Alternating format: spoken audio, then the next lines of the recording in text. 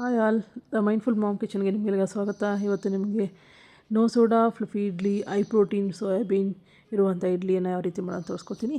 These are all the ingredients: dosa rice, sabudana,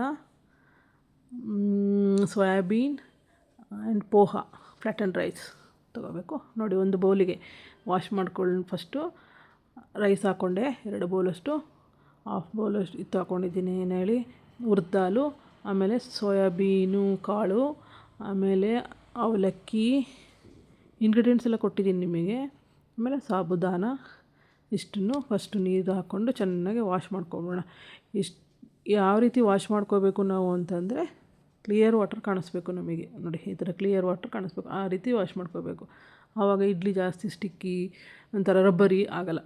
okay, ಇದನ್ನು ಒಂದು 4 ಗಂಟೆ ನೆನೆ ಹಾಕಿ. ನಾನು ಅರೌಂಡ್ 5 o'clock ನೆನೆ ಹಾಕಿದ್ದು. ನೋಡಿ, ಆಫ್ಟರ್ 4 hours ಆಫ್ ಸೋಕಿಂಗ್ ನೆನೆ ಹಾಕಿದ್ಮೇಲೆ ಇದನ್ನು ಮಿಕ್ಸಿ ಬಾಟ್ಲಿಗೆ ಹಾಕಿ, ನಿಮ್ಗೆ ಇಡ್ಲಿ ಬ್ಯಾಟ್ರ್ ಕನ್ಸಿಸ್ಟೆನ್ಸಿ ಮಾಡ್ಕೋಬೇಕು. ಮಿಕ್ಸಿಲಿ ಹಾಕಿದ್ರೆ ಸ್ವಲ್ಪ ತೆಳಗೆ ಬರುತ್ತೆ, ಆದಷ್ಟು ನೀರು ಕಮ್ಮಿ ಹಾಕಿ. ನೋಡಿ, ಈ ಥರ ಆಗುತ್ತೆ ಬ್ಯಾಟರ್ನ. ಒಂದು ಪಾತ್ರೆಗೆ ಹಾಕ್ಕೊಳ್ಳಿ.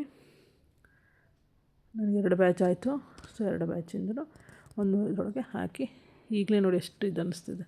So 8 hours fermentation over night ನಾನು ಇಡ್ತಾಯಿದ್ದೀನಿ ಇದನ್ನು. ಅರ್ಲಿಂದ ಮಾರ್ನಿಂಗ್ ಎಟ್ ಅರೌಂಡ್ 5:30 AM ಅಲ್ಲಿ ನೋಡ್ತಾಯಿದ್ದೀನಿ ನಾನು.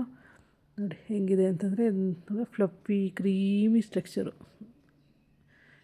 ಇಡ್ಲಿ ಸೂಪರಾಗಿ ಬರುತ್ತೆ, ಮತ್ತು ಹುಳಿ ವಾಸನೆ ಬಂದಿರಲ್ಲ, ಏನೂ ಇಲ್ಲ. ಒಳ್ಳೆ ಫರ್ಮೆಂಟೇಷನ್ ಸ್ಮೆಲ್ ತುಂಬ ಚೆನ್ನಾಗಿರುತ್ತೆ. ಈ ಟೈಮಲ್ಲಿ ಏನು ಮಾಡಿ, ನೀವು ಸ್ವಲ್ಪ ಸಾಲ್ಟ್ ಹಾಕ್ಕೊಳ್ಳಿ, ಆ್ಯಸ್ ಪರ್ ಟೇಸ್ಟ್. ಸ್ವಲ್ಪ ಸಾಲ್ಟ್ ಹಾಕ್ಕೊಂಡು ತಿರುಗಿಸ್ಬಿಟ್ಟು ಒಂದು ಸ್ವಲ್ಪ ಹೊತ್ತು ಇಡಿ, ಒಂದು 5 to 10 minutes.